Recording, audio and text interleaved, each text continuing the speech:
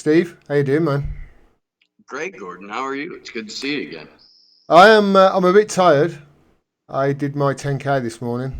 I've been Oh, looking at. really? How'd that I go? I finished it, so I did it, and I Hell feel yeah. really good about it. Really good about it. Um, one of the things that I've done since this lockdown started was really try and look after my health, and really start to look after my fitness. And it's been incredible. The change has been rapid, and to the point where I did a 10k today. 2 months ago, I couldn't really run. I don't know, 800 meters, I suppose. I Um, saw your video when you were first trying to get back into shape. You cut a sorry figure there at yeah, the end of I completed. I think that was the when I did the 3k, the first video, and I posted it. I'd just done my 3k, and I was over the moon that I managed to run 3k. Actually, run it because it's 2 miles. You got to have a base level of fitness just to do that, and I managed to do it. And I remember screaming out and thinking, yes when I'd done it. And I run it in I think a time of something like 28 minutes or 26 minutes. I'd probably do that in 15 now. It's Hell and yeah. it's just like 2 months later. It's incredible. So if there's anybody listening who I won't go on about it, but if there's anybody listening who's always like, oh, I really wish I would love to get fit or anything like that. You don't need to join a gym. Just get a pair of trainers and get out there and find a park and just start running and start get an app on your phone and run to 5k or 10k, whatever you do, just do it and you'll be rewarded. I That's all I'll I say did to you. I did the exact opposite during the lockdown. I did. I was doing like two or three shows a day. I never got up from my desk. I was eating my weight in gummy bears. I gained that quarantine 15 like real quick, Oh and man. muscle mass went away. And by the time I got back to work, I was so fucking out of shape, Gordon, that like I by 4.5 hours into my workday, I'm like, no, I'm done. Sorry, I'll see you next week. I can't do this anymore. So But I bounced back relatively quickly. Still at 42, I bounced back relatively quickly. good man, good. And you obviously you kept doing the you've done. I mean, every time I look, you the action for Assange, or you were live, or you were. It was non-stop over the last few months, and we really appreciate the work you've done. And haven't Twitter started it? Haven't they restricted the action for Assange? For anybody listening, Steve's, you're part of the Action for Assange crew, aren't you, at Slow News Day? Yes, sir. I'm also the national organizer for Action for Assange. And yeah, I went to go log in last night, 8 o'clock Pacific time, and the account had been restricted. Unity for Jay's account was restricted for a moment. Unity for Jay Germany was restricted. And this is obviously Julian Assange's birthday is on Friday. Action for Assange's 1 year anniversary. It starts tonight with our vigil. Um, Pretty important Pretty week, isn't critical it? time. Yeah, pretty critical time. So the censorship never surprises me, but the timing of it is like mwah, for the deep. It just It's the excuses they give as well when people complain. They just the excuses they'll say it's unusual activity. It's never unusual activity with I don't know you know it's never unusual activity with other causes that maybe aren't so political, is it? They get a it's you'll never see sunrise movements account restricted. exactly exactly and it's this the censorship is Julian Assange always said it was going to come from the companies, didn't he? He always said it was going to come through these, through corporations rather than governments, and he's right again, isn't he? Yeah, yeah. I mean, he was talking about this back in 2010, 2011. And then when, excuse me, when MasterCard and Visa stopped accepting payments to Yeah. WikiLeaks and Amazon stopped hosting their servers, there were all of these giant corporations that had nothing to do with quote unquote nothing to do with the United States government, that were stepping in on behalf of the United States government to inflict pressure and or pain on WikiLeaks. And So he then was obviously, absolutely right. and I mean that's then you've got the financial way that they've, the finance. I mean, they pretty much bribed Ecuador, didn't they? It was it Yeah, with Korea. a $4.2 billion IMF loan, and then a couple of more billions on top of that, sent the entire country into upheaval as well. Yeah, they were out in the streets about 6 months later, and he had to flee and the capital, didn't he? The guy, and then you've got then they've collectively. I mean, what the hold America has over us is incredible, and then you've got what they're getting Sweden to do, strong arming Sweden, and they're strong arming Australia to do this as well, and going after just a journalist, a Yeah. publisher. And at some stage, you've got to say, well, hold on a minute. This is a journalist. At what stage do we go, well, okay, this isn't a democracy we've got anymore, is it? In fact, who won World War Two? Have we still got the Right. fascists around us right now? Because this is a journalist publishing, doing journalism better than anybody else on the planet. And the Western, quote, democracies are the ones who are persecuting and ganging up on him. Yeah, it never ceases to amaze me the uniformity at which the Five Eyes countries follow the lead of the U.S. State Department. And that's exactly what we're seeing right now. The Australian Prime Minister Scott Morrison, nothing more than a bagman for the CIA. Vanessa Barraster, the magistrate that's presiding over Julian's case management hearings and rendition hearings. Because you can't call it an extradition. Julian Assange isn't a U.S. citizen. Yeah. Can't be extradited to the U.S. You can be charged under the Espionage Act, but not granted First Amendment rights. I mean, come on. And Vanessa Barraster I've been calling her the concierge of the U.S. State Department, because she arrives to court with, a pre-written statement. We found out yesterday, Gordon, that neither Barraster nor Julian Assange's defense team had been given a copy of this superseding indictment that the Department of Justice had put out through the press last week. So they put it out through the press before his own lawyers have got it. Or the judge. Oh, this I was speaking to Nina Cross yesterday, and Nina and I were talking about this, and we were talking about how we're it's the subservience to American, but we're also talking about how the judge, I mean, in previous case management hearings, he's in this basically perspex cell, isn't he, in the courtroom for a start. And they're constantly going to American authorities in the back of the court to get clarification on XYZ and clarification on dates. I've forgotten the point I was trying to make then, but I mean the point I think the point is, we're just a vassal state at the moment, and it's quite frightening, to be honest, seeing what powerful countries around the world are doing to him. And the point I was trying to get to was, for 7 years he was in arbitrary detention, and that's not me and that's not you speaking. We're just echoing what the United Nations found. And it's funny, isn't it, how the Western powers agree with the United Nations on some things and then they don't on others. They pick and choose when the United Nations findings actually benefit them. But for 7 years he was in arbitrary detention. Then he was dragged out in an act of fascism in what was it last year? I forget the year now. They're sort of melding into one.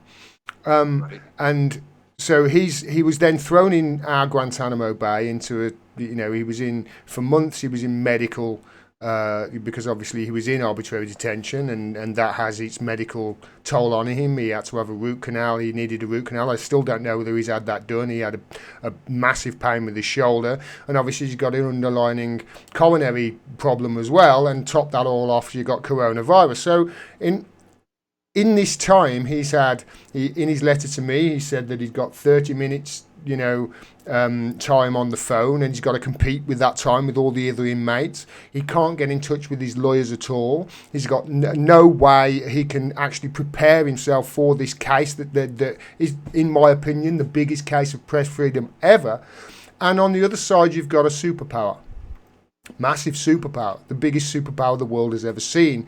And I don't know what they do, but they're press ganging, strong arming other countries around the world to do their will, so they can reach in and pluck a journalist out from under their noses when they have not actually done any crime, as far as I can tell, other than a trumped up bail jumping charge. He wasn't jumping bail, he was escaping extradition to the United States, an illegal extradition, I might add, I think, in my opinion. Absolutely. And no, we know that they made a number of attempts to straight up black bag the guy. They sent a team of FBI agents to Iceland to try and get him. They coerced and bullied the Swedish police and the Swedish government to what was they showed it in the Niels Melzer interview, some of the documentation, and the GCHQ had sent the Swedish investigator message saying, don't get cold feet. Yeah.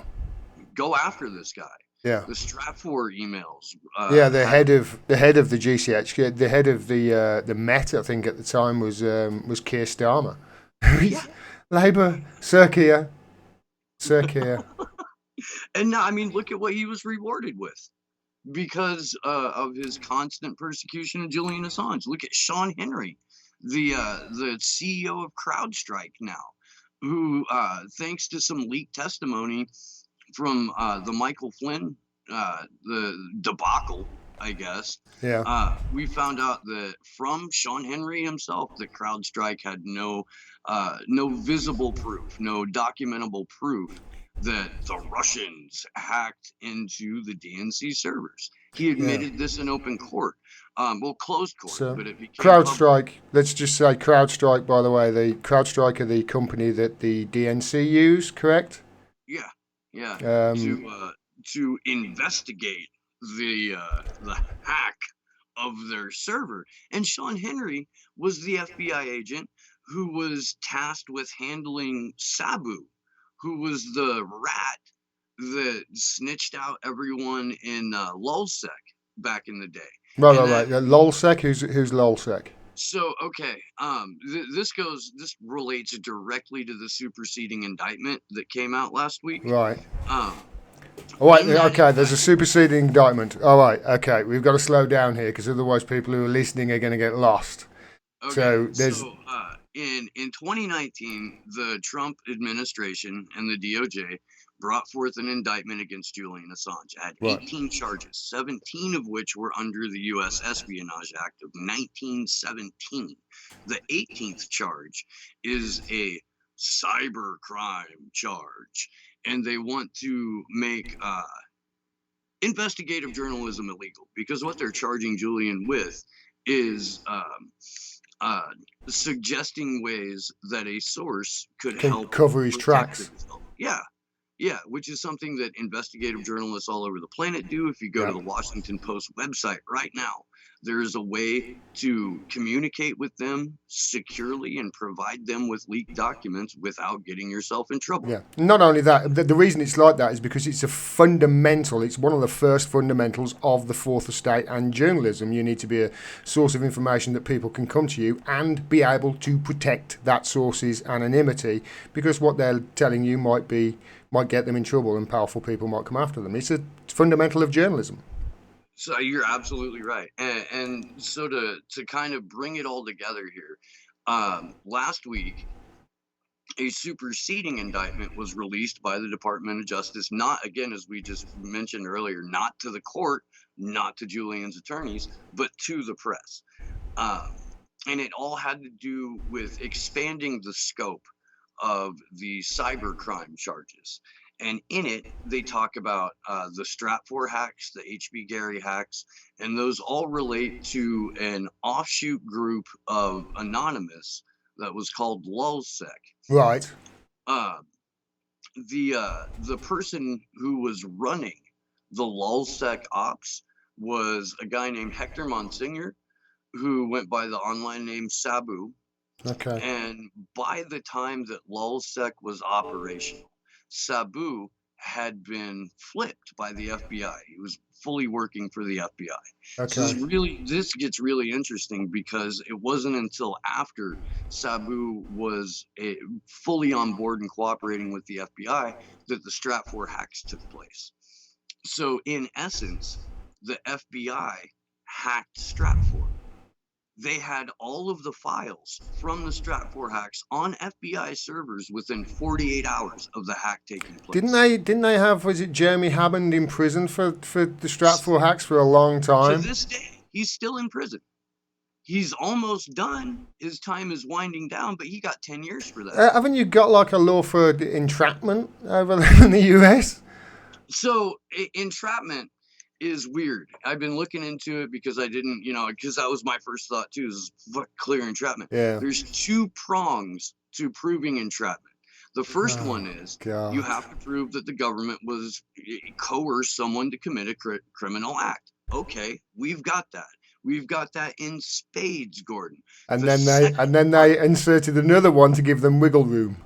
Absolutely. The second part is you have to prove that the person was not, wouldn't have otherwise committed criminal behavior and didn't have any criminal activity in their past. And in Hammond's case and in Julian Assange's case, there are computer intrusion charges going back to when they were teenagers. Yeah, I mean, it's if I remember right, Julian got, was it in Australia? He got caught doing something in Australia, and he learnt his lesson, and that's why he figured out a way of, creating WikiLeaks, and it's Yeah. Yeah, no, he had an information disclosure outlet uh, when he was a teenager. So And there's a new indictment, and this new indictment, is this guy the main witness? Is he? Is he the? there are two. You're laughing, so I'm This is assuming how they both don't add desperate up to one. the Department of Justice is. So star witness number one is this guy Sabu, who we know was an FBI asset. Was an FBI asset before any criminal activity took place. All right, already fully working with the FBI. The second guy is their go-between between the LulzSec hackers and WikiLeaks, and this guy is named Sigurd Thordarson. Oh, he's the. By Siggy. Yeah. Okay, so his online handle was teenagers. So this guy, their other star witness, has been certified as a sociopath by Icelandic health ministers and by the Icelandic, their health department. Um, he's a convicted pedophile. He's did 8 years. Solid witness, man. Yeah. And it was a complete and total con artist and thief who Julian was nervous about from the moment he started involving himself with WikiLeaks. This guy passed himself off as Julian Assange on a number of times, Gordon. So when Julian Assange is listed in this indictment, there's no way to prove that it was actually Julian Assange. It could have been this guy pretending to be him. And those are the U.S. government's two-star witnesses: convicted pedophile, registered sociopath, con man, and paid FBI informant, and another paid FBI informant. Ha- this That's why I'm this laughing. can't end up. This can't end up. Like you say, it's not even extradition, is it? No, it's a kidnapping in broad daylight. It is. They're saying they keep saying it's extradition to the United States, but It's an extraordinary rendition. extraordinary rendition. without the because black because bag. he's not American. No, he's an Australian citizen, and he's basically getting the black bag put over his head slowly in the courtroom, and then they're going to throw him in a black hole in a supermax prison for 175 years for doing journalism. And obviously, there's a media blackout over here, and the reason there's a media blackout over here on this, and the reason there are, I mean, the way they report on it is quite frankly, There are times when I've laughed out loud. I mean, it's so preposterous the way they frame things in order to basically dumb down the population and keep them placid and docile. Because if an average man, and I think of myself as a pretty much average man in this country, knew the truth about Julian Assange, they would go down there and start shouting and screaming and chaining themselves into the railings, and I don't know, maybe even start a YouTube channel and start screaming. I don't know, but you see my point. I mean, the fact of the matter is he's being tortured for telling the truth, and I was always brought up to tell the truth. My mom was she's instilled that in me, and she instilled the fact that the truth really does matter, and you can get behind thieves, but you can't get behind liars. This is what she always told me. So I really do value it, and I've said this before many times as well. I'm not a Julian Assange supporter. I've been referred to as that many times. I'm not. I've never met the man, never. And in my opinion, my experience, rather, not my opinion, in my experience, highly intelligent people tend to be absolute cocks. Look at Elon Musk, So I'm not expecting Julian Assange to be a good person. I'm not expecting anything from the guy at all. But what he stands for is journalism. What he stands for is the fourth estate. And what he stands for is a working democracy. And that's it. And to me, if he is extradited, you are proving 100% once and for all that we don't have a democracy in the UK or in the US. What we actually have is a fascist government that's doing fascism on its own people, and you're proving it. And I for one, I'm tired of. I get so angry about it, and I've been so angry about it because it's like shouting into the ether. It's like screaming into the void. You don't get anything at all from them, and it can really be. It can be draining. So I really appreciate what you and the people at Action for Assange have done in keeping the flame, I know, sort of alight, and with so many live streams and all your great work over the last few months, because during the crisis it really needed to have those voices just shouting and saying, this is really important. We cannot take our eye off the ball with this. So I wanted to thank you and Taylor and the other guys there for all the efforts that you've put in. Well, thank you, man. I did just get a text from Andrew, my co-host and partner there at Action for Assange, and they've given us our Twitter account back, but they wiped every single person that we followed. We have our followers, but we have 0 people we're following. So there's a lot of people there that you gotta try and figure out who they were. Have you got that backed up at all? No, I highly doubt it. I don't. I've been getting slowly more computer literate throughout this whole process. Yeah, me too. And we've got Sleepy Josh, who does the tech for us, who is very skilled at programming and coding and whatnot. And we've got Sean O'Brien, who runs a nonprofit called Privacy Safe, who holds classes and teaches people how to be more anonymous online. Okay, and that's great. That doesn't have anything to do with come here, with this anonymous, Right. It's just anonymity. And I want to circle back here real quick to what you were saying about Julian Assange. Highly intelligent people are pricks. Without question, vast majority of the time. What Julian Assange has advocated is something that I think we can all get behind, though, and that's transparency for the powerful and privacy in the privacy digital for the individual. For individuals. And that's something that is so vital in the internet age. that if you can't, it's like when the cop says if you're not guilty of anything, if you don't have anything to hide, you shouldn't be scared. It's been flipped on the power structure, and they don't like that Yeah. message. They don't like that sentiment at all. So they've lashed out like the petulant, spoiled children that they are. And they're trying to punish the person who brought a little daylight into the room.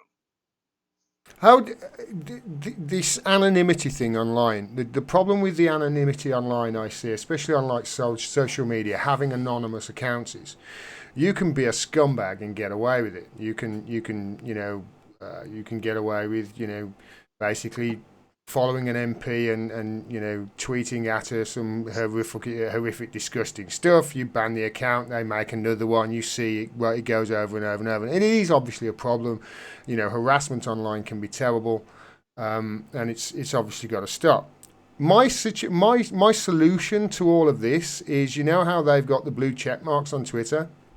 Yeah. If you can verify you're a person and you've put your real name in the title, that's your name, and you don't fuck about with all this, hashtag Me Too, hashtag, Palestinian flag or whatever, South African flag, blah, blah, blah. You see what they do.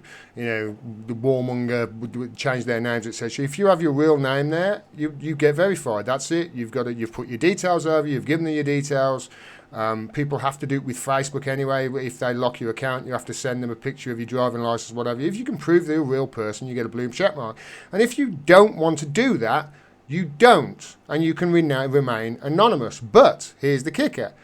You can also, on your account, turn off tweets from anonymous accounts, turn off replies from anonymous accounts, so you don't see them. They can still chat away, but you don't see them. And that's up to the individual to do that. And other than that, just leave it alone. And surely doesn't that solve both problems, mate? Well, it's just a theory that I've got that I'm floating out there because nobody else seems to want to fucking solve this shit. So I thought I'll give it a try. I mean, it seems like another way to create an echo chamber to me. Well, it does, and look, where we're at with social media right now is that because it's become such a centralized power structure where everyone goes for every scrap of news. There's no, back in the olden days, we went to separate websites for different information. It wasn't all just centrally located in one hub. And because it is, and because of the way that algorithmic censorship works, they've created independently operating bubbles all throughout this one central hub where because either you're censored or because of your preferences that you do have the option of seeing specific feeds and specific people. Because of that, nobody's communicating with each other. Yeah, but obviously my point is you verify people who unverify, and then all of that other stuff that they've done, you stop all that shit. And then surely that solves the whole thing.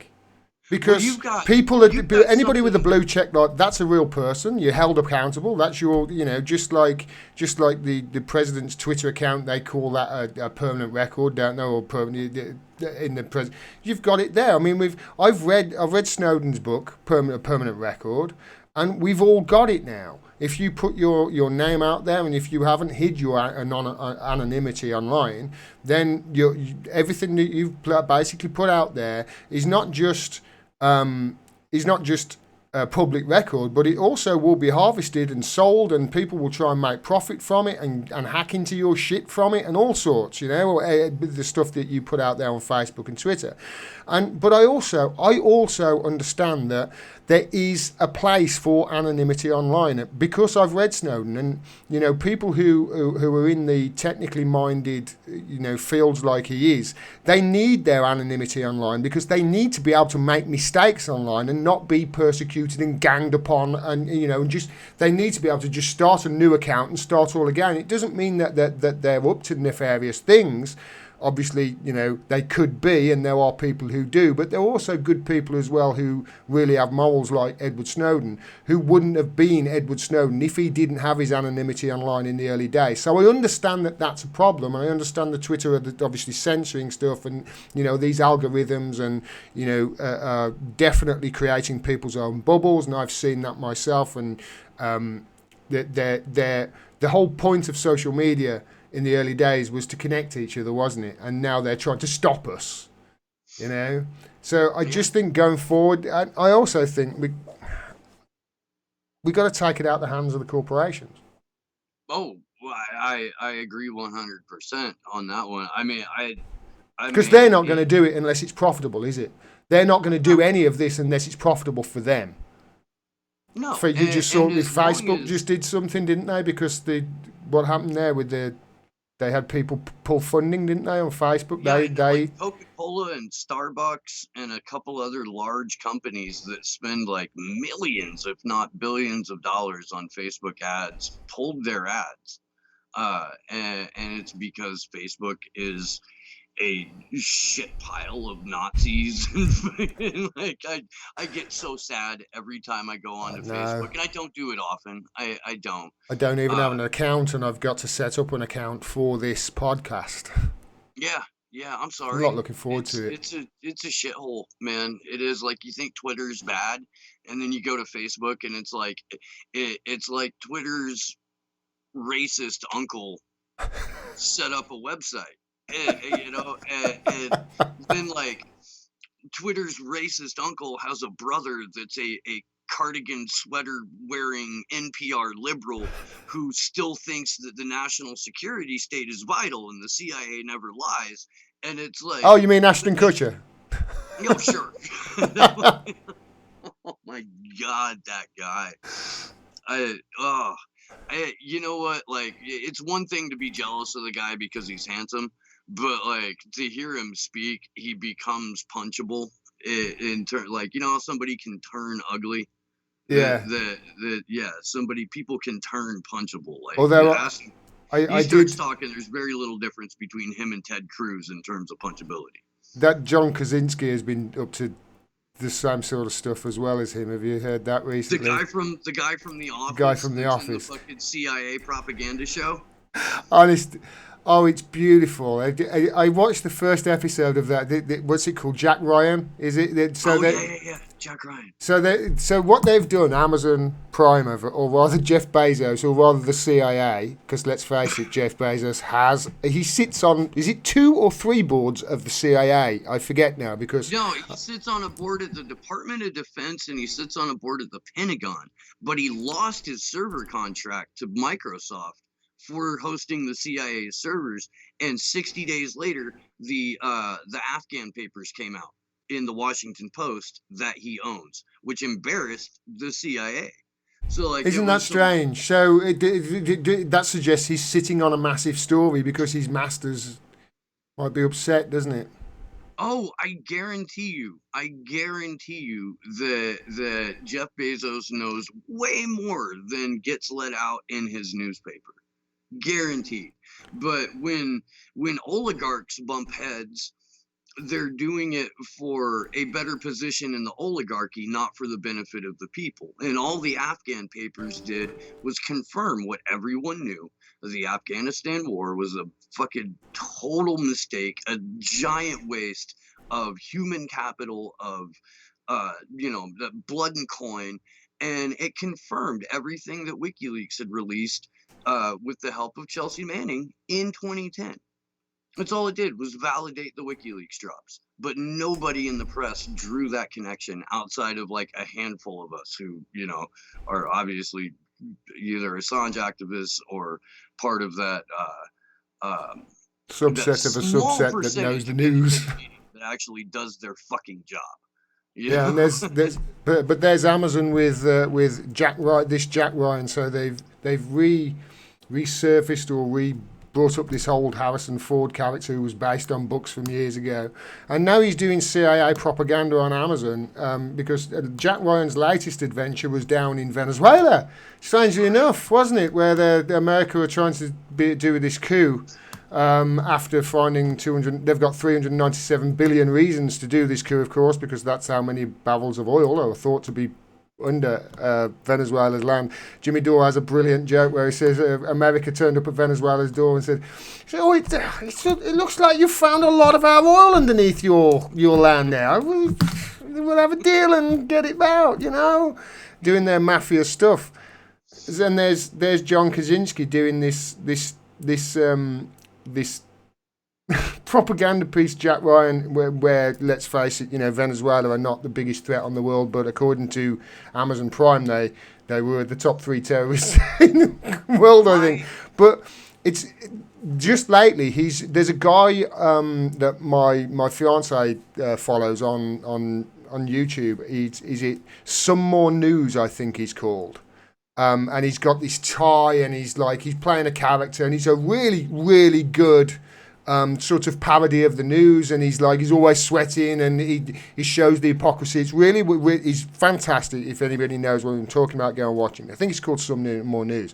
And then John Kaczynski, during this pandemic thing, starts doing some good news from his office or whatever, starts getting cameos from people like Brad Pitt to come on and doing all feel-good stories in the news while this pandemic's going on, and whilst America are doing all this horrific shit around the world with Iran and killing Soleimani and Venezuela.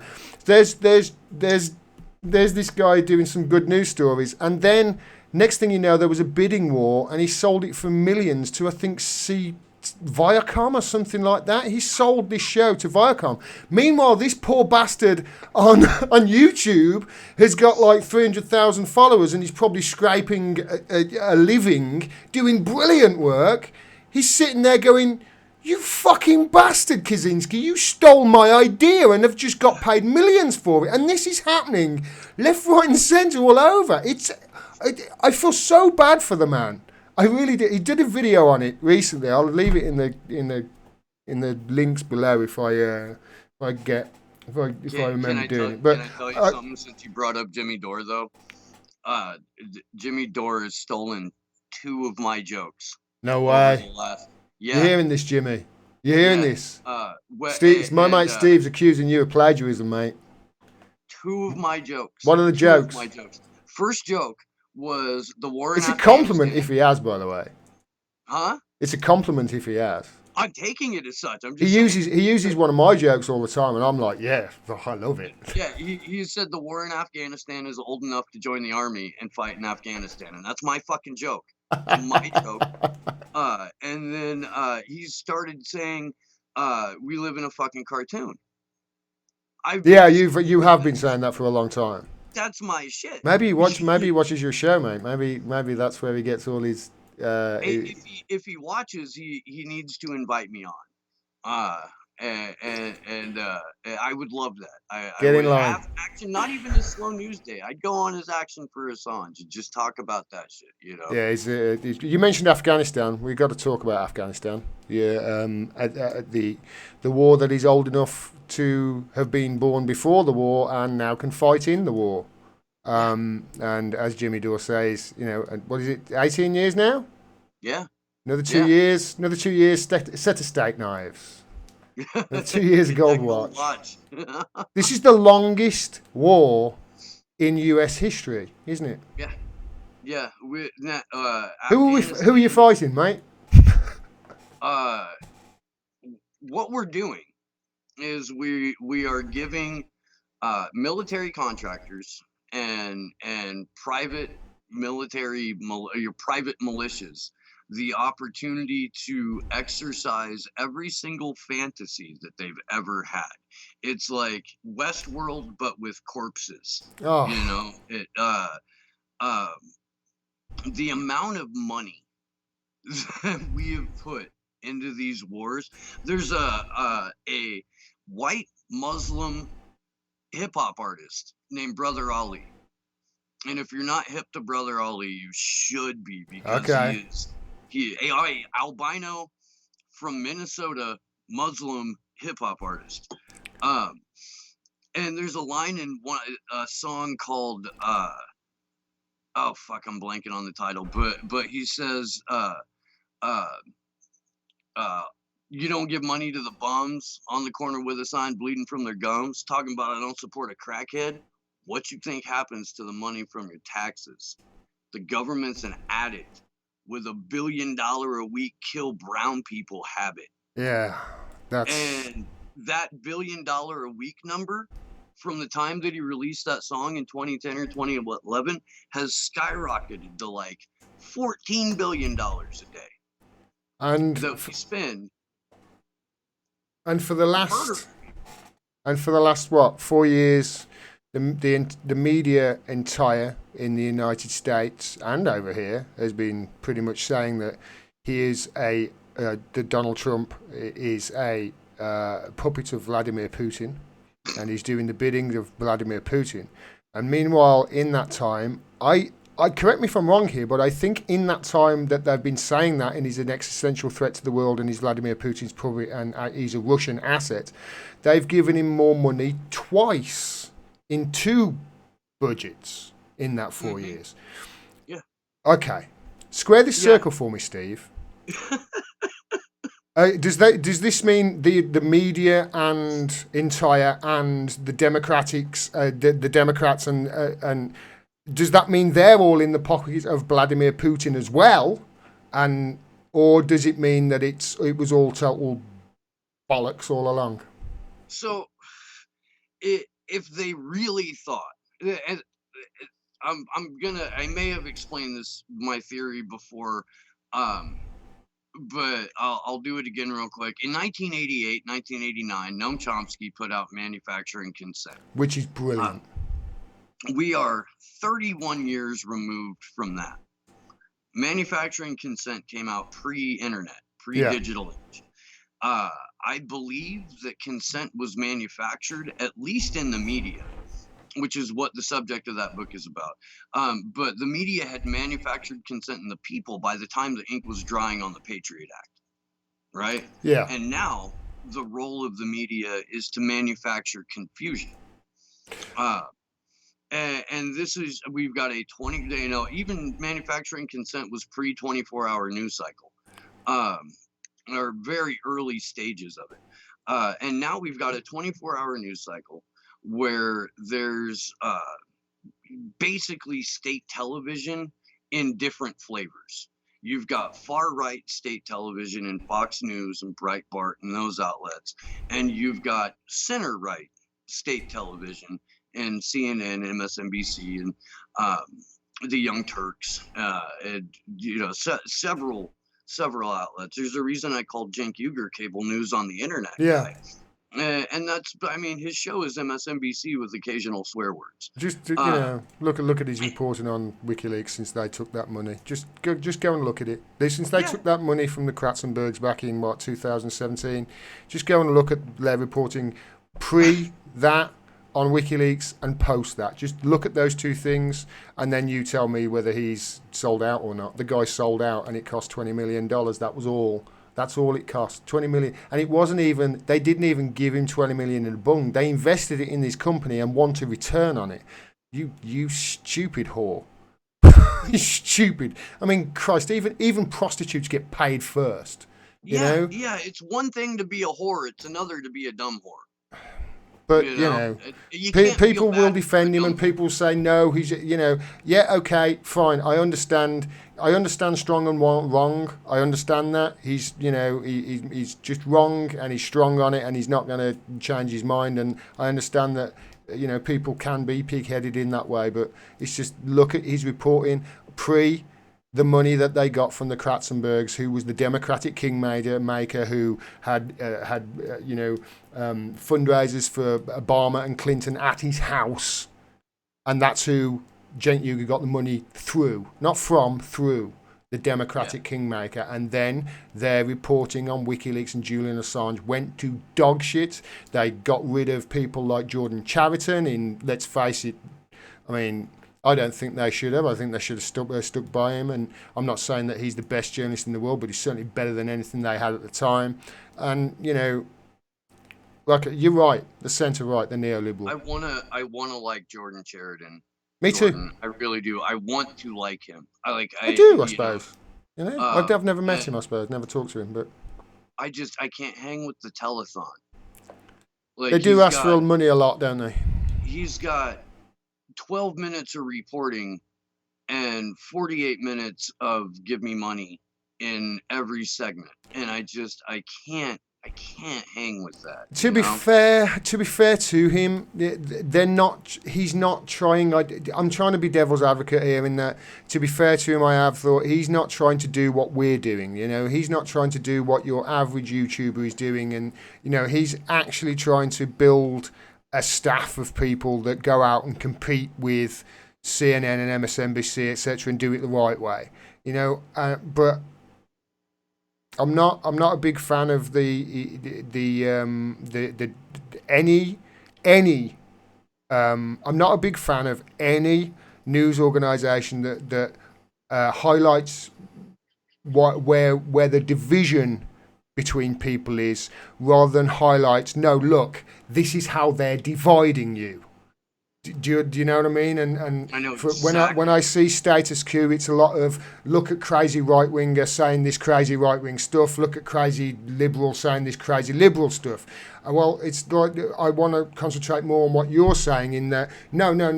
The reason why these people are confused and shouting past each other is because they don't manufacture consent anymore than manufacture confusion, which is, you know, sort of circles back to what you said. That's what, you know, but that's not to say he doesn't do good work. He does.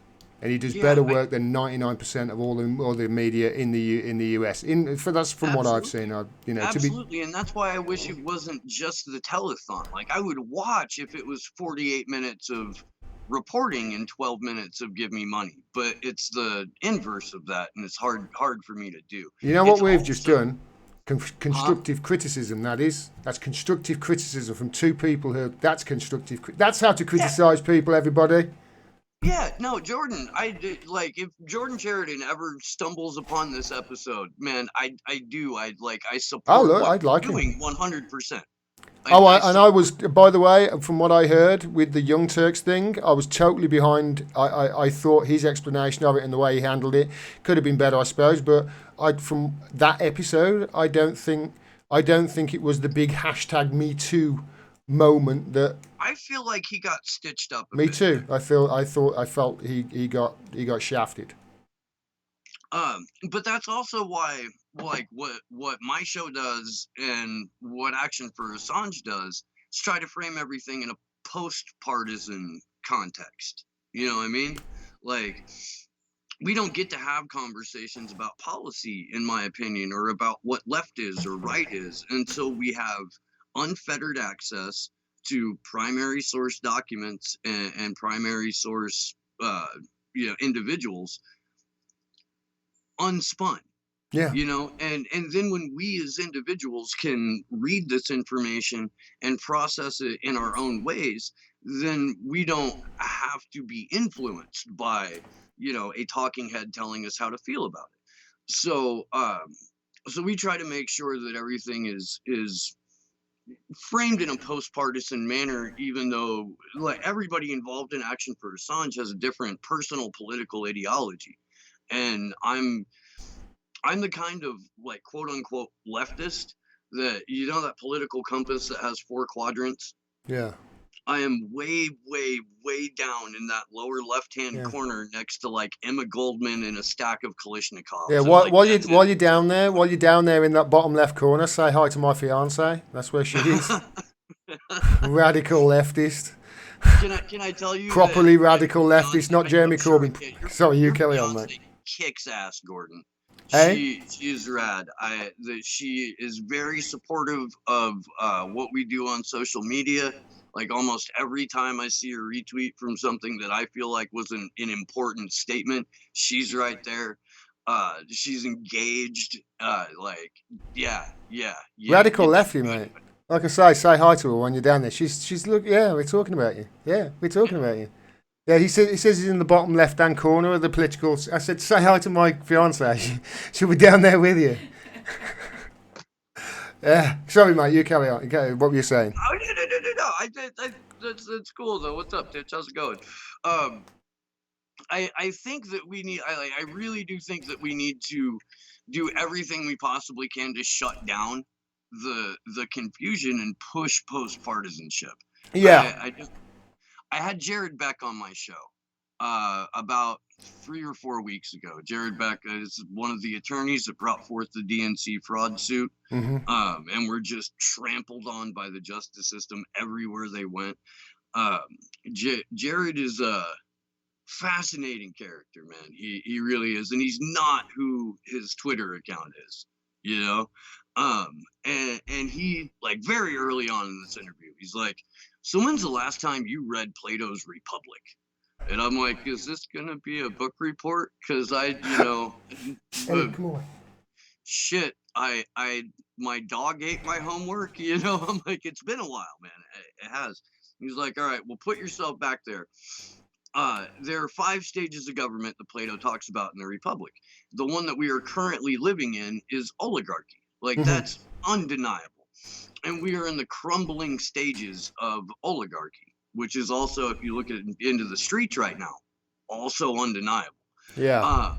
What comes next is democracy, small d. In Plato's parlance, demos of the people means mob rule. So we're going to have about a generation, according to Plato, of mob rule. And then we circle back to the beginning of the cycle, which is the Republic. I Without the kinds of things that Julian Assange talks about, without digital privacy, without personal privacy, we are not going to circle back to that Republic. We are barely keeping ourselves out of slavery to these things. Yeah. You know. Oh, mate, I saw we were in. Sorry, if you carry on, then No. You mentioned those things. We were out shopping. This is a few months ago, and we were standing. We've got zebra crossings in our country. The lollipops, the walking man, and cars were going past. We were all stopping there. We were obviously we were stopping, and cars were walking past. And there was this girl who was looking at her phone, and she just walked straight out into the middle of the street, and everybody screamed, "What? What you doing? What are?" And she jumps up like that and just carries on walking with her phone. And because she felt embarrassed, she just carried on walking with her phone like that, didn't acknowledge anything, and just looked at us as if we were the ones who had inconvenienced her day. We stopped her from getting run over by a vehicle, and she gave us a dirty look. Maybe she was on an important level in Candy Crush. And we fucked up if it's Candy Crush, then I'm sorry, love. We deserved it. I'm surprised you didn't smack us in the mouth. I mean, Candy Crush is way more important than life. My wife is playing on her phone dominoes. Like, what's that? Pizza? No, dominoes. Oh, regular fucking bones, man. And like, we have a physical set of dominoes, Gordon. We do. We could play dominoes all fucking day long. So those games were talking the phone. She's like, "You motherfucker, I can't." Oh, and it's like, unplug, please. It's like those games where they teach, like, you can go in as a sim and bake a cake. It's like, there's a kitchen in your house. Come on back. You can get to easy then if you want. You pass it on the way to the bathroom every day. It's right there. You mentioned dominoes. My mind went straight to pizza, and it just jangled a BBC article that I did a video about a few weeks ago. There's this. It's like a hedge fund, I suppose, like one of these venture capital firms in America, and I've forgotten what the name of it is called now. But what they were doing is they had an app called, I think it was DoorDash. Okay. They invested in an app called DoorDash, and there was this pizza owner who started getting calls at his pizzeria saying, "Yeah, this pizza that I had for delivery, it's cold, or I ordered the wrong, or you've sent me the wrong thing." And this guy at this pizzeria was really confused about this because his shop doesn't offer delivery. So he did some investigating, and it turns out that there was an app called DoorDash that was purchasing pizzas from him and delivering them to customers. But here's the kicker. They were purchasing them for $24 and selling them for $18. So his mate, the pizzeria, his mate went, "Well, this is a good idea then. Let's order some pizzas for you from your own company." So he went, "Okay, we'll order 10 pizzas." And he got his mate to order 10 pizzas through this app called DoorDash. I think it was called DoorDash. Yeah. And he ordered them, and lo and behold, he paid $180, and lo and behold, he got $240 worth of pizzas. So the owner was like, "Well, here's your money. I've just made $60. So they tried it again for 20 and 30, and eventually, obviously they get wind of it, and but the BBC were like, "Okay, but why are you doing it?" And that's my thoughts. Like, well, why are you doing it? And so, what they said was, first of all, the owner of this venture capital firm, when he tried to explain this, said, "I'm Jesus." Shit you not. He said, "I'm Jesus." And then before he went, "I was only joking, I'm not Jesus." But what it was we were just doing some testing of the app, and that's what they were doing. But the thing is, Steve, I've watched Goodfellas. Right? And I know that your government's been giving money away like monopoly money right now. And they're giving it away to these hedge funds. And I know that there's a grift, isn't there, in Goodfellas, where Paulie ends up he owns the guy who owns this club, this restaurant, and before you know it, he's buying scotch, and it's going in the front door and it's going out the back door, and he's buying it for $20 and selling it for 10. And it's like, who cares? It's all profit. Yeah.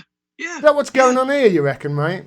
The United States has printed over 16 trillion with a T trillion dollars since October of last year, all to kind of stave off an impending financial collapse. The GDP of America is what, 21 trillion?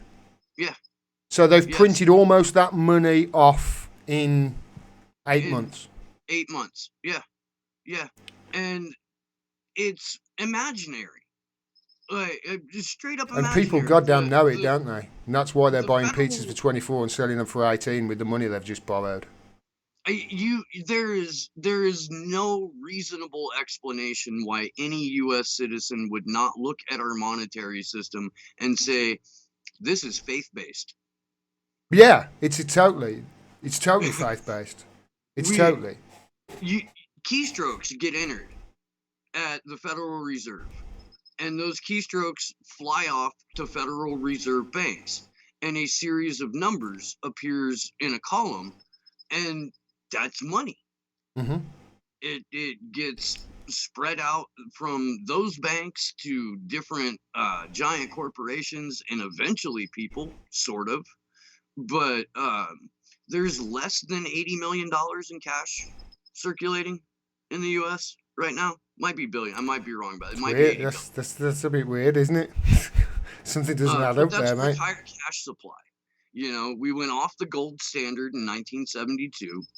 And we have free-floating, untethered fiat currency, not tied to anything. People always say it's tied to the petrodollar. It's tied to taxes.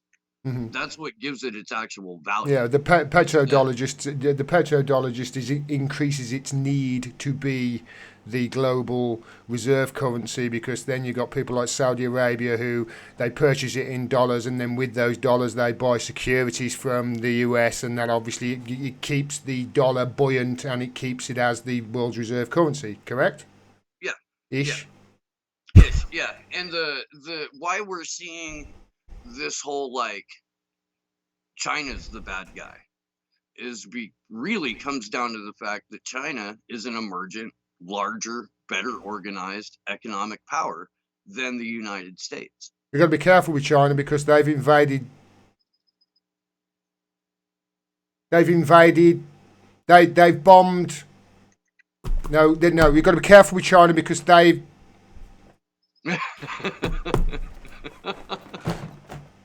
The word communist is in their party. Oh, mate. That's why. And Uh, China is no more communist than the U.S. Now, I would argue that the U.S. operates under a sort of Stalinist authoritarianism, but that is also far and away removed from communism. And the Stasi would be blown away Yeah. at what the U.S. has done in terms of surveillance and citizen snitch brigades. At the height of the Stasi, 10% of the East German population were acting as informants. Right now in the U.S., I would ballpark it at 140 million people act as informants on a regular basis, where somebody is snitching on somebody for doing so, for everything from not wearing a mask in public to trying to get away with the quick and easy cash scam. Barbecue patty and.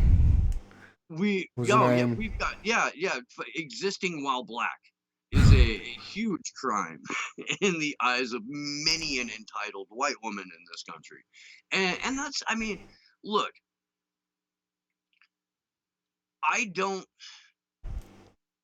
get in trouble occasionally, and I'm going on a panel at the end of July to talk about this because Action for Assange, in a call to action a couple of weeks ago on our website, said something about, go join a Black Lives Matter protest. Right. Get out there, be a part of something. And in the same call to action, we had put the GoFundMe's for targeted activists and whistleblowers, and content creators who had been fully demonetized. So Jason Burmis was in there, Elizabeth Mueller was in there, David McBride, Australian whistleblower who exposed massive war crimes and waste as been part of the Australian army through the press. And if you haven't talked to him, you should. You'd have a fascinating conversation with David McBride. I'll put you guys in the same room. Okay. But we had their GoFundMe's up. Now, because we do the work that we do, we get targeted for harassment by a number of different people. And a couple of people online freaked out, and they're like, Action for Assange is raising money for Black Lives Matter. Action for Assange is a puppet of George Soros, and like shit like that. And so we pushed back, a little bit. And just said, are you dumb or are you mean? Because it's only one of two things. Either you're dumb and you can't read. Yeah. Or you're mean and you want to try and trip us up for something that we are not advocating. I know for a fact that George Soros gave the Black Lives Matter organization $32 million in 2016. Good for George Soros. And that's a part of public record. I know that. Great. I also know that George Soros is not the white shining individual that his press releases claim that he is. Even Hitler liked dogs. He might have given 32 million to Black Lives Matter out of the goodness of his heart. He might have. Right. Look. I'm not comparing Soros to Hitler. Before the comments come. Let's assume it's true that Black Lives Matter, the organizational leadership, is entirely co-opted and are all operating under the direction of George Soros. Let's say that's true, okay? That doesn't take away from the fact that hundreds of thousands of people are in the streets because they see something wrong. Yeah. And this is the only recourse they have, is to take to the streets for it. This real-time prequel to V for Vendetta that we're living in right now, that is our reality. Yeah, Walking Dead, 24 days later. Little column A, little column B. But Resident Evil. when's the last time you watched V for Vendetta? When's the Sorry? last time you watched V for Vendetta? Oh, years ago, man. Rewatch it, and be like, oh fuck. Okay. Like, because it centers around a virus that got released Yeah. in a hospital, and all of the major political players and media figures profited heavily off of offering the cure or vaccine to this virus. Now, we're in a position societally where a handful of unelected eugenicist billionaires are handing out medical advice, and people are following it like it was a dictate from God. And it's the people who are profiting are Bill Gates and Peter Thiel, and like just the worst monsters you could possibly summon from the pits of hell. And these are the people who are coming up on it. The people who are suffering are you and me, and of course the people that have lost their lives to this. And it's a painful way to go. Being put on a ventilator is a horrible experience, and 70 to 90% of those people don't come back, like, and it there's a reason. I guess I'm gonna circle back to there's a reason people are in the streets, and the pandemic is part of it. But the fact that there is something very, very wrong, not just in my country, but in yours, and in Australia, and in New Zealand, and in Canada, like you can't constantly shovel shit at a population and expect them not to notice that it stinks. No. And also, people out there need to understand this as well, and we talk about this a lot. 2020 is going to be massive. We're only halfway through it. Remember, just think about 2020. Just think about it so far. We're halfway through. We started with Australia on fire, and almost World War III. Yeah. This is just go back. Soleimani was assassinated. January 3rd. That's how we started the year. Maybe we're going to war with Iran, and maybe it'll get nuclear. We went from that to coronavirus to fucking murder hornets. We're gonna have sexual harassment alligators next month. Like it's gonna get weirder. Epstein. Yeah. Look. The point I'm trying to make is this. Let me just make this point, and then you can go on to it. Listen to the people. You said to people, get involved with the Black Lives Matter movement, and I will say that I've been on a march myself, and I would have been on more. I would be. We'll go on more. I really will. They're great. They're great. They are wonderful. Don't let the media propaganda you into thinking that you're going to be unsafe or anything like that. You're not. These are wonderful people, and you need to stand with them. And because it's not just a race thing; it's also a class thing, and you need to show your class in standing with them. 2020 is going to be huge. And in the years to come, if you're of our generation or younger, and you're going to be alive in maybe 20, 30 times, your kids and your grandchildren are going to be asking you, what did you do in 2020? Where were you in 2020? What were you in Belmarsh? Daddy, were you in Belmarsh, Mummy? Were you outside Belmarsh? Were you protesting the horrific torture, the psychological torture of Julian Assange, a journalist, for publishing the truth about war criminals that proved that they were war criminals? What did you do, Mummy? Oh, well, right, okay, yeah. You were too busy that day on Facebook, were you? Playing Candy Crush? These questions are going to get asked. For the NHS like a trained monkey. That's what I did. Sorry?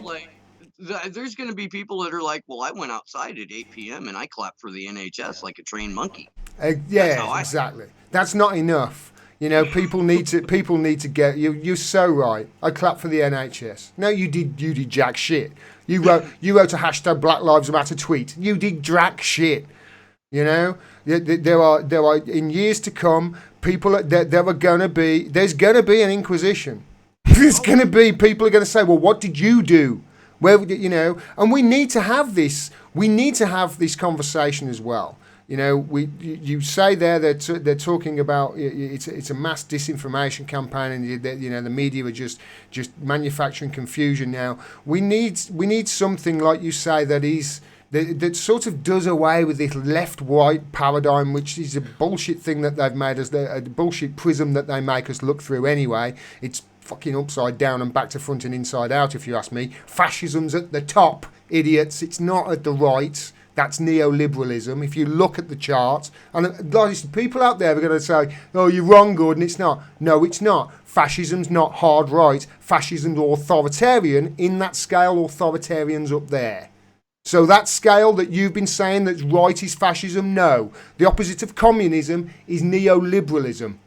Think about it. I will say that to people. You've got to, in the future, we've got to stop looking through things through that prism and actually have a conversation about, a certain subjects and have real public oversight and put the trust back in the public as well. Because if you use wisdom of the crowd and you're going to get nuts answers left and right. Of course you are. You're going to get nuts all over. But with wisdom of the crowd, if enough people see the truth, you can generally make the best guess as to what to do next. I'm talking, if you're just guessing marbles in a jar, wisdom of the crowd will guess it so accurately, it's freaky. If we can implement that something like that in our society, especially if we've got civilian oversight of it, I'm talking the courts, the police department, etc., then surely we're going to build a better society and far more quick than we are right now, because at the moment we just turn it down. What I'm basically saying is we need to all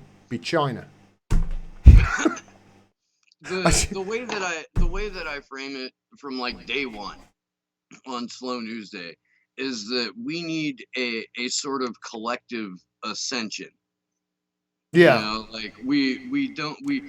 Our isms have failed us, all of them miserably failed us. And whenever somebody brings up communism, the very first thing like a leftist will say is, "Oh, we've never had real communism." Well, then it failed you. Capitalists will say the same thing. "We've never had a truly free market." Well, then it failed you. And what we need to do is not reinvent the wheel, but we need to invent a different society, a society that doesn't rely on failed isms. I've been telling, I butted heads with the Bernie people all fucking year, and a lot of them like hated me for a while and then came back a few months later and were like, "Okay, look, man, you're right about this, and I'm big enough to admit it. If you're gonna be nice enough not to rub it in my face, we can carry on as mates," like it. And I kept telling them, like, "Okay, look, here's this machine, the U.S. political machine, and it was designed to kill you. Yeah. If you yourself had a machine after you're born, designed, pardon? Until you're born, it'll keep you alive. Yeah. After you're born, you're on your own. If the machine is designed to kill you, the solution is not, let's put a couple of shiny new parts on it every 2 or 4 years. Because all you're doing is prolonging the life of a machine designed to kill you. Yeah, and creating a more efficient killer, probably. Yeah. So why would you do that? Why would you advocate for these people, put your time, energy, resources into these people when all they're going to do is be a new part on a machine designed to kill you? And I've had a little bit of success with that as an analogy. People are like, "Oh, well, fuck. I guess when you put it that way, it makes a little bit of sense." But nobody wants to design a new machine. Yeah, I think you mentioned the communism. You mentioned the C word. Did you see Boris make a speech earlier? Boris Johnson. I missed that. He made a speech earlier today, and it's a New Deal speech, mate. So check it out, because he's promised investment massively. Obviously, over there you've got 16 trillion going to the richest 1%. That's who's getting that money, by the way, in America. You agree that 16 trillion that's been printed goes to 90%, 95% of it will go to the richest 1%. Without a doubt. If not the richest 0.1%. 0.1% will probably get 90% of that. Boris Johnson's made this speech. Now over there in America, you've got Trump, and you've the way I like to talk about the the US election that's coming up is listen, right? You've got this one guy who every time he opens his mouth, you either can't understand him or he's lying. Who's got a history of sexual allegations and rape allegations against him, who, let's face it, is a bumbling buffoon and he might have cognitive decline, and he's going up against Donald Trump. Yeah. That's the situation. And if you don't believe me, Joe Biden is not the answer. He can't be president. And if you, honestly, you can't, if Donald Trump can't be another day longer, if you like something has to happen. You need to do massive change, or do something, get behind a third party or an independent candidate or something, because, you're heading for, like you say, V for Vendetta times. Well, and at least on the political left, the Green Party is going out of their way to mirror the DNC in 2016. They've tried to coronate Howie Hawkins, and now there are prominent Greens with blue checks next to their name, for fuck's sake, going, this nomination was rigged. Yeah, they're saying Howie needs to drop out. They're going after people who are part of that inner circle of anti-Jill Stein Greens that have been promoting and basically coronating Hawkins.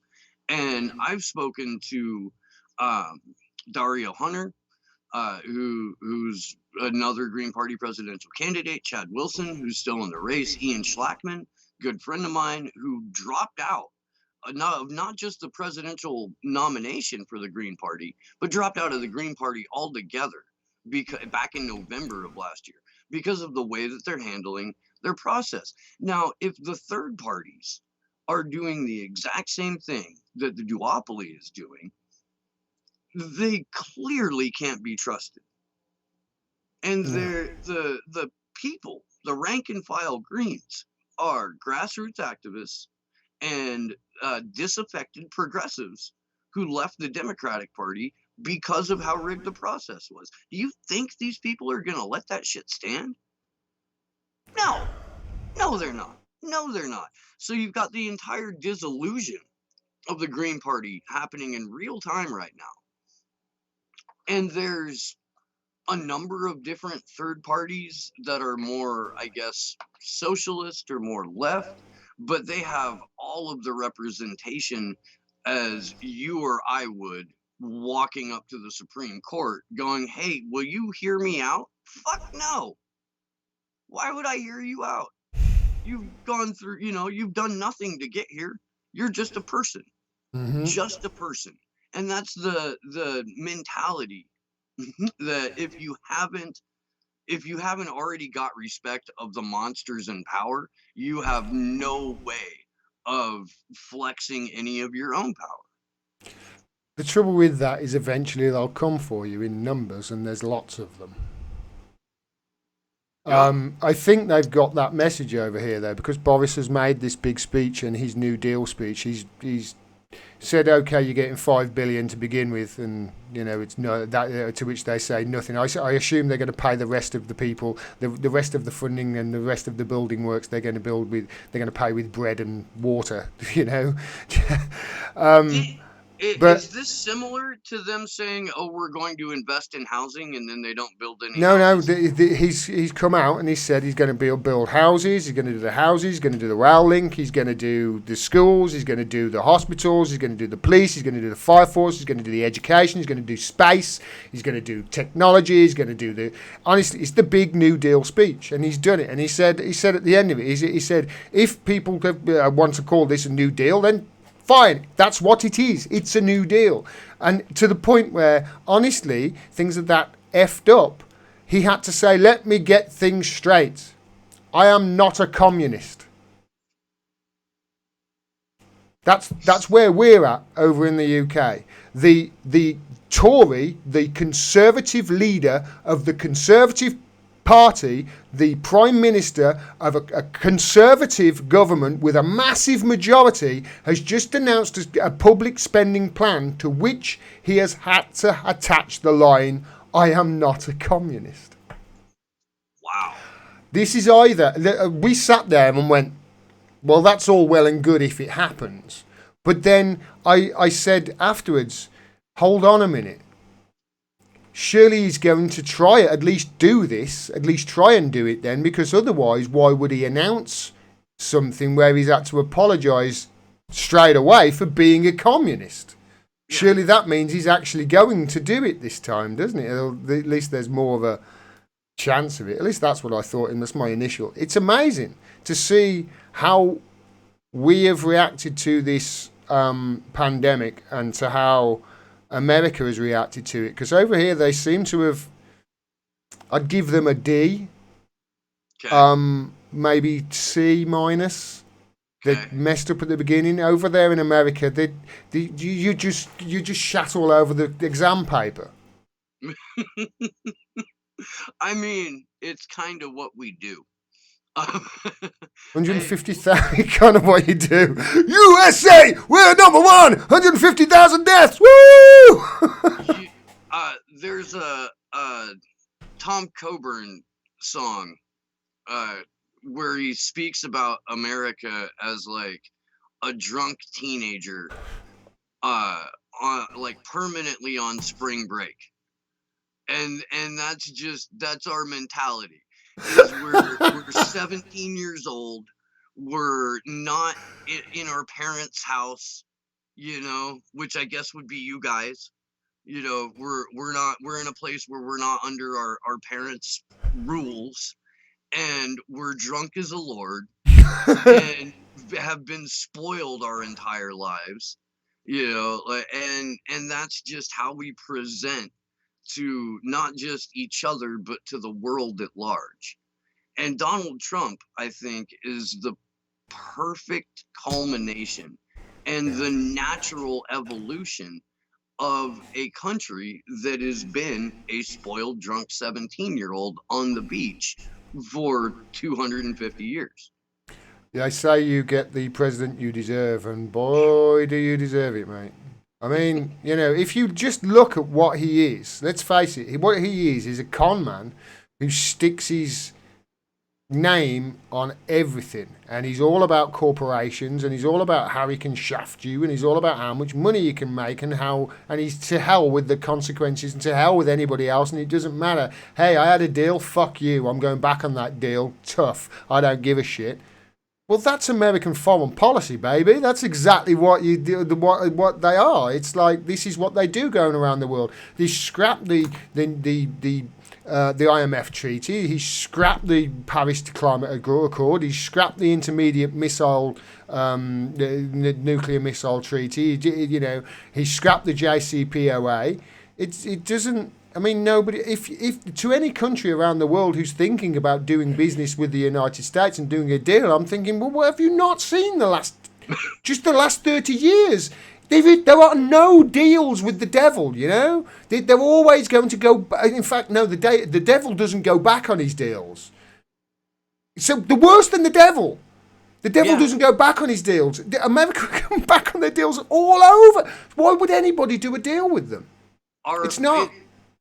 Our domestic policy for hundreds of years set the stage for our foreign policy. And our domestic policy was native genocide, slavery, then making treaties with the natives and breaking them. And then freeing the slaves and passing the 13th Amendment. And all we've done are change the metrics of slavery. We've changed the location of our native population genocide because we're an empire. So once we destroyed the indigenous people to a degree to where they were easily corralled, then we could go off and do the exact same thing with American adventurism, which is a George Carlin soft language word for genocide. You know, we're the largest arms dealers on the planet. We are still bombing the same 8 countries that Barack Obama left office bombing. We are still trying to overthrow the democratically elected president in Venezuela. We're trying to do the exact same thing in Nicaragua. We're going back and fucking over Honduras again. We're always agitating with Iran. Iran just put out an arrest warrant for Donald for Trump Trump. for the murder of Soleimani, which is wild to me. Like, why would you do that? You know, I mean, I understand, but why would you provoke intentionally a fucking marble-brained madman like Donald Trump? And Joe Biden would be no different. Joe Biden, in fact, already said that he would continue the sanctions that we have against Iran, and that he would continue to ratchet up tensions. No, what Joe saying Biden nothing will but do, what Joe Biden will do is he will pick Hillary as his running mate, and then when he's elected president, he will he will selflessly die of natural causes, and Hillary will be president. That's what will happen if Joe Biden is you know what? president. That is not an uncommon theory, and it's one that we've talked about this. I think the last time that Susie Dawson was on co-hosting Action for Assange with us, we talked about that, and we talked about Bernie a little bit. And Susie said, if you haven't watched the documentary that's like 4 fucking hours long on Hulu, that is, Hillary Clinton's documentary that came out, I think, in January or February of this year. You should put yourself through that punishment, because there's a section of it kicks off in 2015 following her on the campaign trail. Somebody asked her if she's worried about Bernie Sanders, and she gets this look on her face like, I can't mimic the evil that came out of it. I can't, but I mean, just sublimely entertained by the question. She goes, "Oh, Bernie. Nobody worries about Bernie. That's his job. That's his shtick. He says all the right things, and at the end of the day, he's there for us when we need him." Chris And this is in 2015. Chris Hedges says basically the same thing. You are not a socialist if you basically sign on to every amendment for war that has been happened in Congress and the Senate and whatever for the last few years. You are not a socialist if you're propping up this 2-headed Nazi Hydra, and I'm paraphrasing now, but he goes a big long list, and the people have even made a meme out of it about Bernie Sanders' misgivings when actually, as a socialist, when you actually dissect and look at it, he talks a very, very populist game, but he's not a socialist, and he's definitely playing his part to prop up the Democratic Party. He has said, Jimmy Dore said this over and over, he's said all his career, for real revolution in this country, to anything to really happen in America, we need a rainbow coalition outside of the 2 major parties in America. And then he finally gets to a position of power. They screw him out of his chance to be president. And then what does he do? He spends the next 4 years corralling them in to the Democratic Party again. He's not your friend. His hip hop name is Sheep Doggy Dog.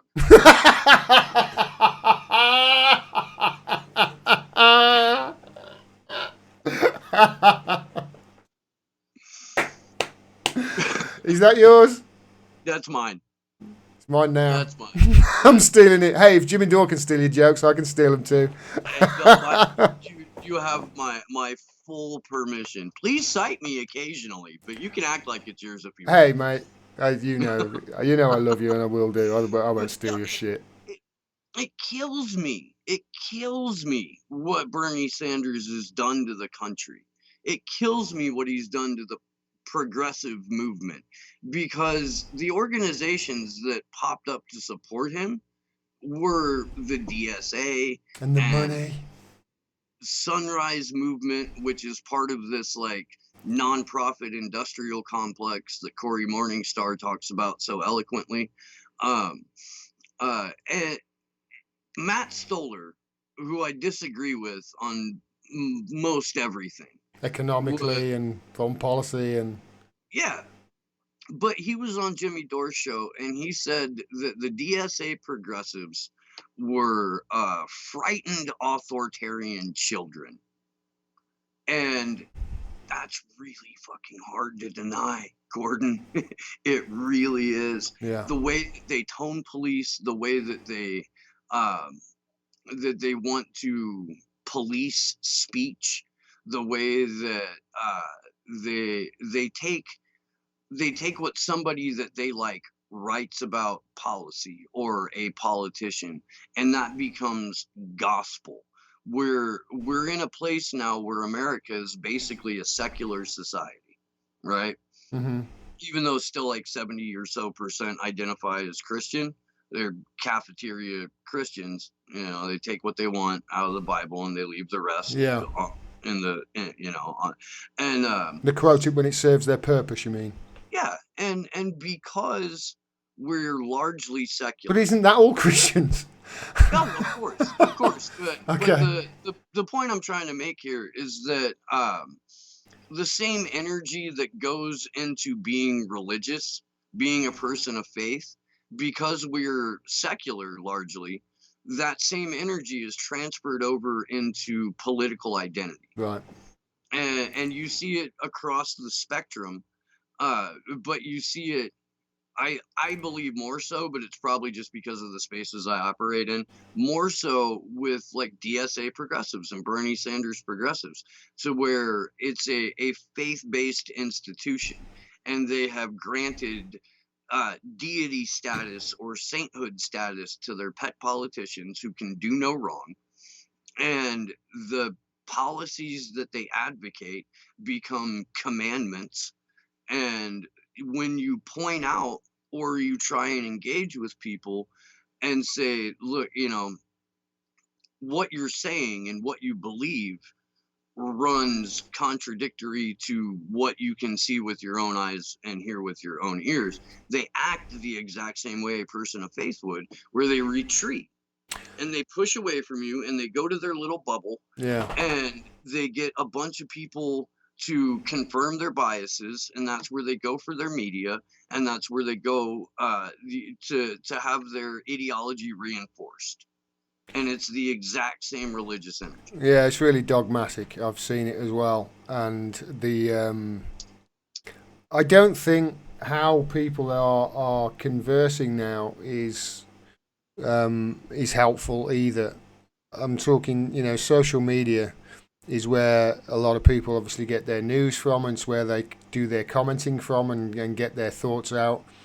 And you can't talk to people in 280 characters. You can't. No. You can't actually have a conversation in 280 characters. It's the way I had a situation the other day where I was doing it. I was actually asking questions of somebody who was trying to fix something for me. And he got really pissed off with me. Really pissed off to the point where it was like, listen, do you want to do this job or not? I'm like, mate, I'm just asking questions. It wasn't being an arse or anything. It was like, if it's going to take longer, that's fine. It's okay. I'll stop thinking that it's something I'm doing. And he was like, oh, I'm really sorry about that, mate. You're sorry about it, and he apologised and everything. But that's just from like text messages and what have you. And people just get the wrong idea, and they're angry and they're upset with the world, and the coronavirus means nobody has a fucking job, and nobody's got any money, and the kids are screaming that they want some new trainers and the new goddamn Xbox game. Last Xbox game, you've only played it for a day, you little shit. You can see people are angry and they're upset, and this the society is crumbling to the point where we're not even talking to each other anymore. We're just finding people who think the same way as us and just huddling in our little bubbles. It's pathetic, really. Oh, I couldn't agree more.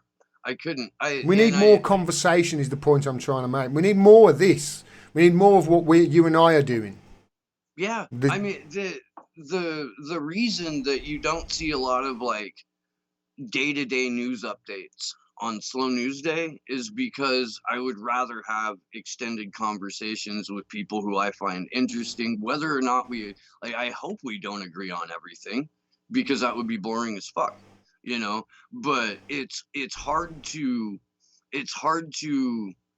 argue from a place of hate or spite when you're looking at a person. Yeah, Whereas you can do that on Twitter, or you can do that it's on very Facebook, true.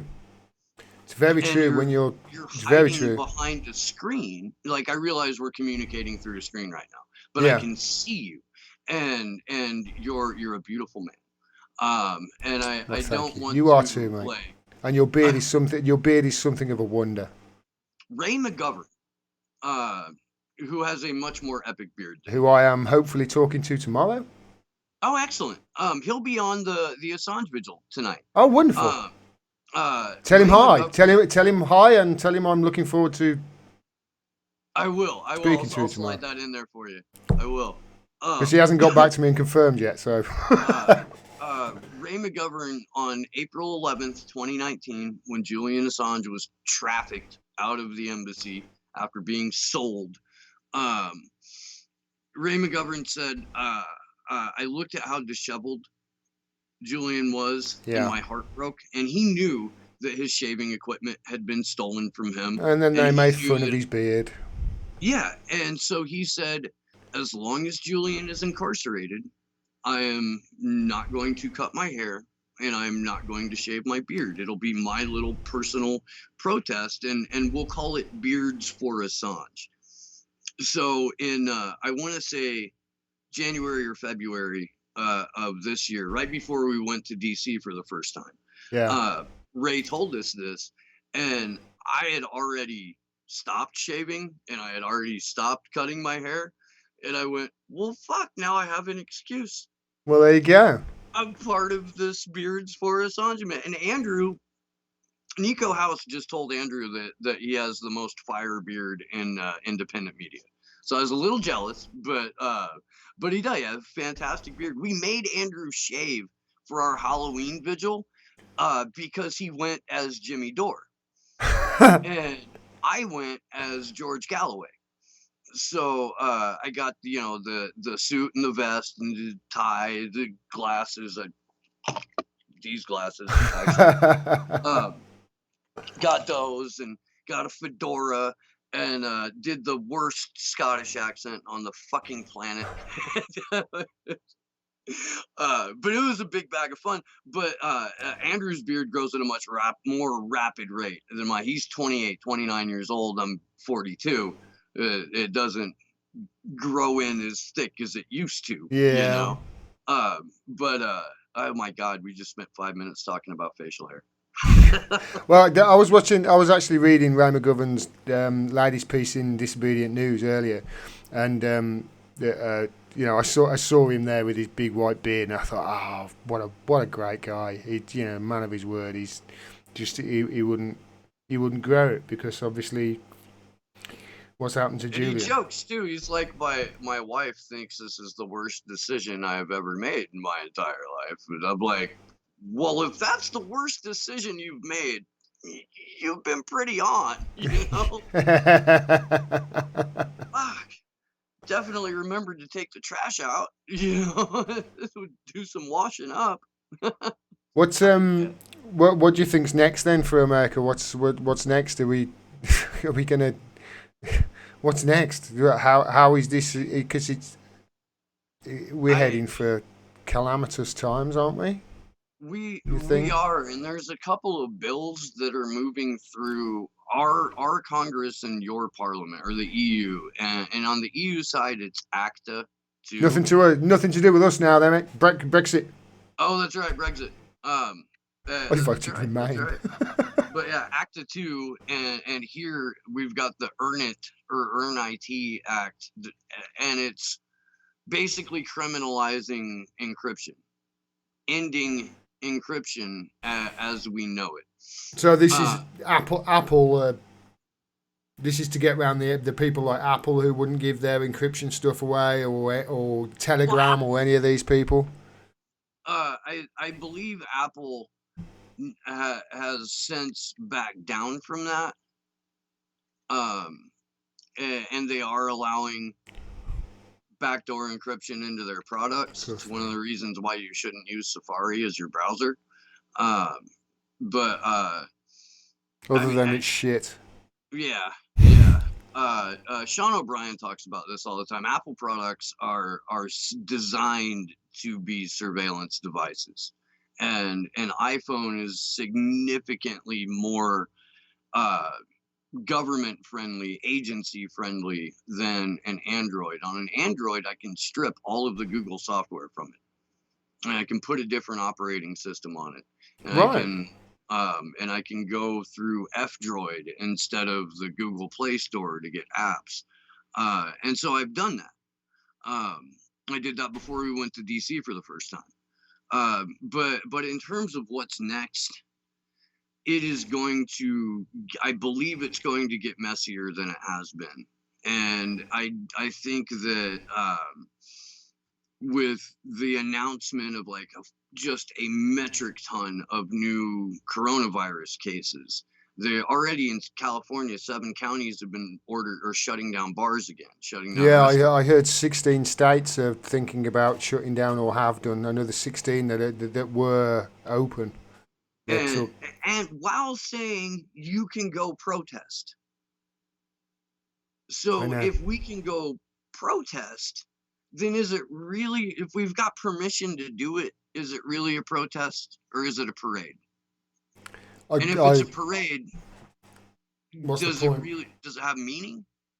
If it's a parade, does it have Um, value? Like you it's need. got, This is why I don't think it's going to come from. I don't think the change. I don't think what's going to happen next is the people in America are going to suddenly change anything. I think that something's going to happen. I mean, let's face it. If they're just printing money hand over fist that isn't based on anything, you're flirting with the fact that every. I mean, fiat money historically ends up going away. In history, it's happened every time apparently, and yeah, when it does, there's usually. I read David Graeber's book, Debt: The First 5,000 Years. I suggest you get it, mate. It's wonderful if you haven't all seen right. it. And he talks about how you know whenever whenever we get to the situation like we're in now, where there's massive wealth distribution, massive gaps in wealth, etc., and that gap is widening to Pharaoh levels as it is at the moment. Whenever in history it happens, what you end up with is hyperinflation of the currency, especially when it's not backed in anything, which is a bit of a problem at the moment with the dollar. And then hyperinflation. So a loaf of bread. You saw it in Venezuela. It happened recently in Venezuela. The loaf of bread all of a sudden, was 1,500 whatever pounds or whatever it was in their currency, but you could buy it with $1 still for $1, but in their currency it went higher. What if this happens with the dollar? And surely this is what you're heading towards if you just keep printing money like this. Oh, there's no doubt. Um, I mean, the rich bit, the top 0.1%, they'll be fine. If you get hyperinflation, they've still got enough money to have a cushion here. But yeah, but what about the people in the streets? um, there's a horrible, and it may not even be on YouTube anymore. But there was it, some animators that did like the most fucked up Charlie Brown stories on the planet.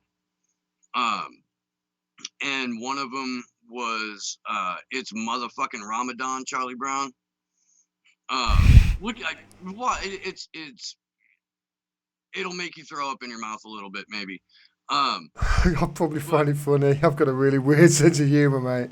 well, yeah, it's funny as fuck, but you still might be like, it's Yeah, I get you. I get it. yeah. I like South Uh, Park, mate, and Rick but and Morty.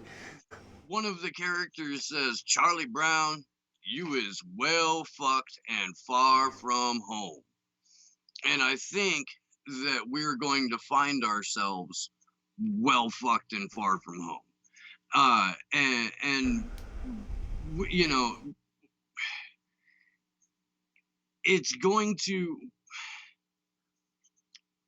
when the predator class is telling you that you can't gather at a pub or a restaurant, but you can go out and tear down statues or protest, the protests at that point become performative. Yeah, the protests become exactly what they want you to do.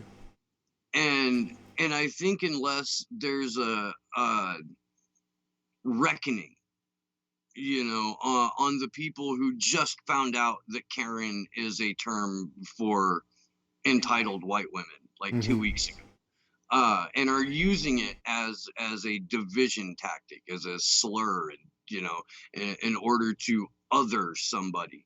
I think until those people realize that they're being played, Yeah.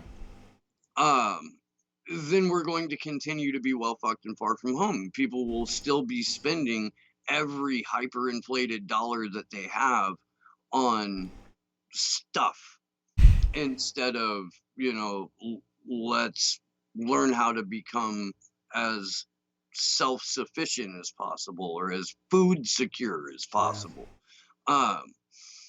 So I mean, we've, again, it's why Let's make sure our water source is clear and clean. Yeah. Oh, that's already, that's done.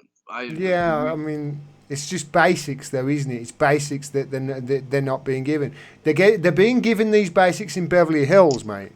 In Beverly Hills, their water runs crystal clear. I'm fucking assuming, but not in Flint.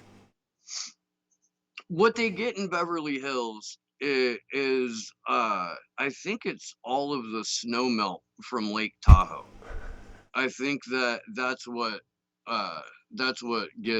goes down to LA. I'm not 100% on that. Yeah, in Beverly Hills, what they get is that guy from Frozen carving ice with his reindeer from the North Pole and shipping it in on his sleigh. That's what they get from Beverly Hills for And they're water. uncomfortable as fuck because people have been in their neighborhood. There was a group of, I want to say 150 or 200 people that were marching through Beverly Hills the other day, screaming, "Eat the rich." They'd be tasty. They eat You frog know, raw and free range and organic. They'd be lovely. I feel like you should compost the rich rather than eat them, because that way they'll actually be forced to give back something to the Yeah. people. I'm an advocate of composting the rich. Composting. Maybe then you could actually feed life instead of destroying it, you Yeah, and assholes. think I about how like much that. I like your plastic way of is in thinking, those. mate. Think about how much plastic is in the bodies of your average rich person. That can't be healthy for your digestive system. Nah. It can't. I mean, we started off talking about health, and I think that, eating the rich in the long run would have some negative health effects. I do. So compost these guys, because, then they'll actually be able to give back. I'm with you, mate. Is there anything we missed? Is there anything you want to talk about that we missed? Action for Assange is currently crowdfunding to get back to Washington, D.C. to Okay. cover all 3 weeks of the rendition show trial. We got schooled by a French activist, Victor Dedege, a couple of weeks ago on the vigil, and he said, "Please stop using the language of empire. Please stop using the language of the oppressor. This is not an extradition. It is a real-time kidnapping." Right. Okay. I'll do And the same. I will do the same. I'll look into it. If extradition is actually not the term here, I'm going to use the proper one. yeah, I mean, I've been referring to it as a rendition ever since, because I feel like that's the best descriptor for it. Yes, they're putting him through a court process, but the actual kangaroos would make it less of a kangaroo court than what's going on right now. And I believe that real kangaroos would be a little bit more impartial, although I've never met a kangaroo, so I can't verify that. But we have a GoFundMe out. We're about 20% of the way to our Okay. goal. And we have teach-in videos that we're producing. The second one should be dropping any day. The first one is already available, and they're done mini documentary style. You can find them on Slow News Day's YouTube, or Action for Assange, or Unity for Jay, which has been very kind to lend us their platform so we can do these vigils on their channel. Great stuff. Wonderful, wonderful people. And I can't thank them enough. So the teach-ins are mini docs where we cram as much information into like a 13 or 20-minute video. Okay. And it's to remind long-term supporters of how we got to where we are. And it's for people who are maybe learning about this for the first time, where it's very digestible and very easy to take in, and hopefully informative. So those are a couple of things that we're pushing. We are also going to be doing live teach-ins at a few places across the country before the September hearings. Early August, Andrew and I will be in New York City with the help of the NYC for Assange organization. Okay. I am trying to I had a venue booked in Portland for the end of March, and lockdown happened. Right. So I couldn't go do that.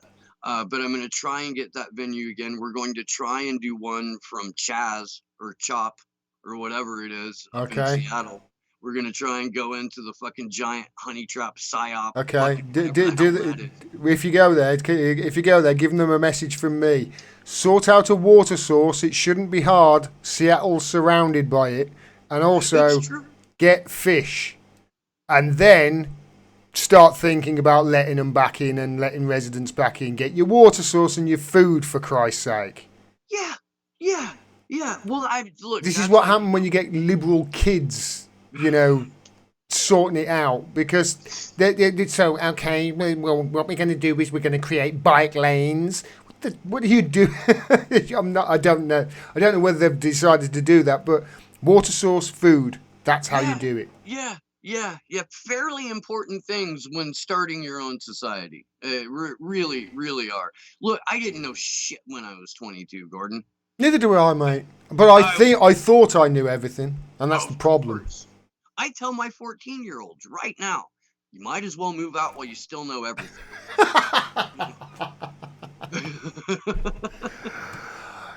And they're like, God damn it, Dad. Of course they are. Steve, it's always great talking to you, man. Gordon, I love you, brother. This has been fun. Thanks very much. We're out, everybody. Take care. Take care, y'all.